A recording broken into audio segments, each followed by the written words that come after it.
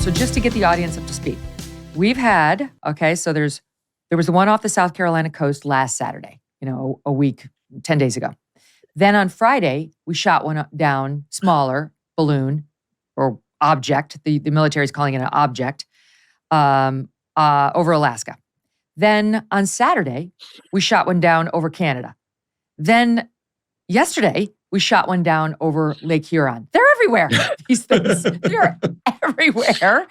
And here's what the military is saying, the Air Force commander who's running NORAD. This is the same guy who said, well, there were a few during the Trump administration too that we didn't know about because we have a domain awareness gap, which now apparently they've solved, and they're everywhere. And he said, when asked by a reporter if extraterrestrials might be involved, General Van Herk responded he would leave that to the intel agencies, but, quote, I haven't ruled anything out. He says, I'll let the intel community and the counterintelligence, right? He says, I'll let them figure that out. I haven't ruled out anything at this point.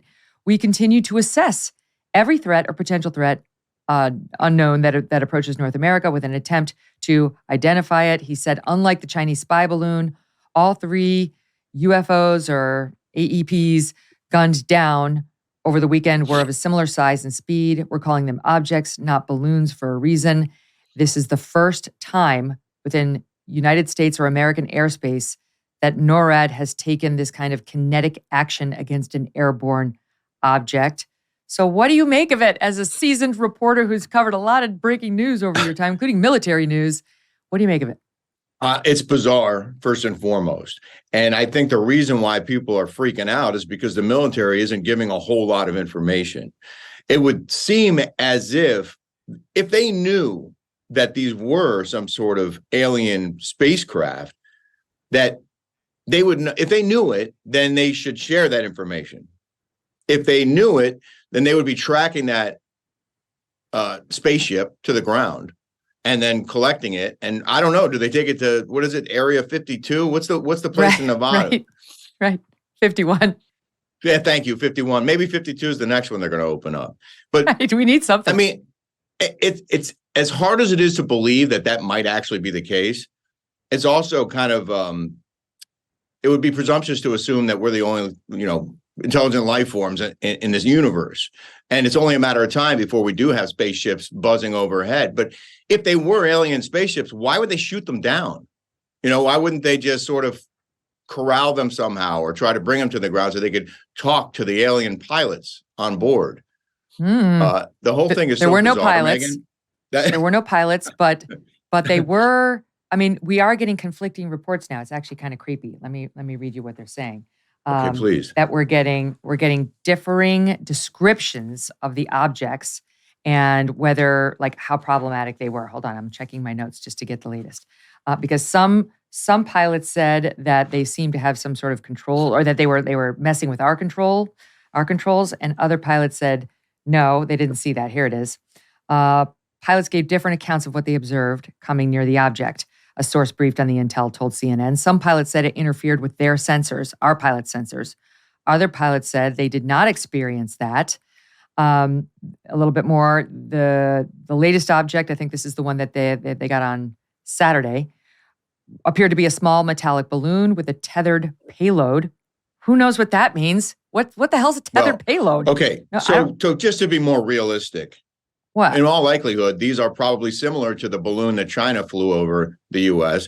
They're intelligence gathering UAVs, right? So they send them up over our airspace to suck whatever they can out of our air that might help them with their spying. And we do the same thing. So these are unmanned aerial vehicles that they fly way high in the sky to try and gather as much intelligence as they can. Why all of a sudden we're finding them? Sorry, my earpiece is falling out. Why all of a sudden now the military is finding them and shooting them down is a good question. I think you mentioned something about how they plugged a hole in their systems and now they're seeing them. Mm-hmm. It's good news, I guess. But why did it take this long? We kind of know why. Yeah, because this guy, again, who this. Get his name correctly, General Van Herk, again, domain awareness gap prior to right now. Right. He came out and told the New York Times after the transit of the Chinese spy balloon last week, NORAD adjusted its radar system to make it more sensitive. Way to go, NORAD. As a Well- result, the number of objects it detected increased sharply. In other words, NORAD is picking up more incursions because it is looking for them. Right. I mean, this is crazy. So how many have there been all this time Well, that's over the the past thing. 10 years, right? And like, is it true that we're just now picking up on things that have been there all along? Or is it the case that actually there is an uptick in what's coming over the United States because it's coming, I don't know from where? Well, it certainly seems as if now they're seeing them because they're trying to see them. Whereas before they were most likely there and we just weren't either looking for them or we weren't properly applying the technology we have to find them. So I think what this tells you is that we've been spied on for a very long time by who knows who. And now we're starting to see the spy technology and we're shooting them down, which is great if you don't want to be spied on.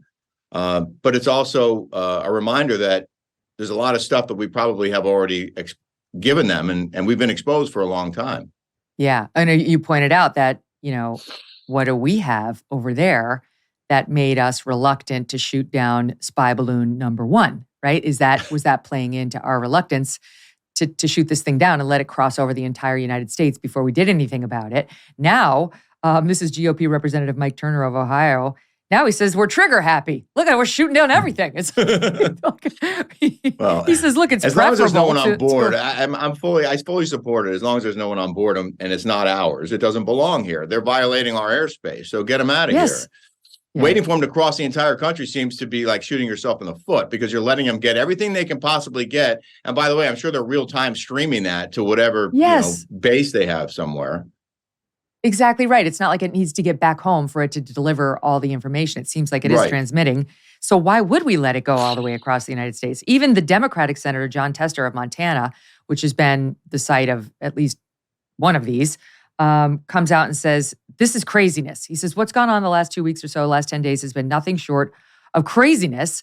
The military needs a plan to determine what's out there and then determine the dangers that go with it. So this is, a bipartisan concern.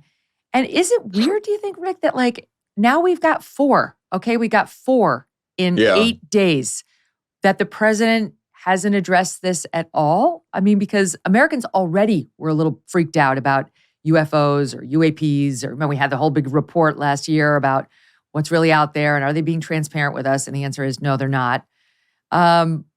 It's almost more like it's only going to add to the conspiracy theories or the concerns about aliens the longer he stays silent about it. Well, let me just say this. If President Trump were still in office, he'd be talking about it. And he'd be like, we're going to shoot down everything in the sky that's not ours. We're going after all these things. He would not be hiding in the White House, not doing a Super Bowl interview and not talking about aircraft being shot down or unmanned aircraft being shot down over the United States. He'd be out front on it. And I think the American people deserve that. Like many people, I'm eating healthier these days, and that's why I love good olive oil. And by good, I mean fresh. Olive oil packs the most flavor and healthiest nutrients when it's fresh from the farm. And that's the problem with supermarket olive oils. They're not fresh. They can sit on the shelf for many months growing stale. That's why I like my olive oil direct from small, award-winning farms, thanks to a guy named TJ Robinson, also known as the Olive Oil Hunter. When I tasted TJ's Farm Fresh oils, I fell in love with their vibrant, grassy flavors.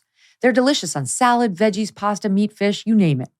As an introduction to his fresh pressed olive oil club, TJ's willing to send you a full-size bottle worth $39 of one of the world's finest artisanal olive oils for just $1 to help him cover shipping. Best of all, there's never a commitment to buy anything, and you can cancel your membership at any time. Get your free $39 bottle for just $1 shipping and taste the difference freshness makes. Go to harvestfreshnow.com, harvestfreshnow.com for a free bottle and pay just $1 in shipping. harvestfreshnow.com. Hey, thanks so much for watching. If you like what you just saw, hit the subscribe button for more clips and full episodes.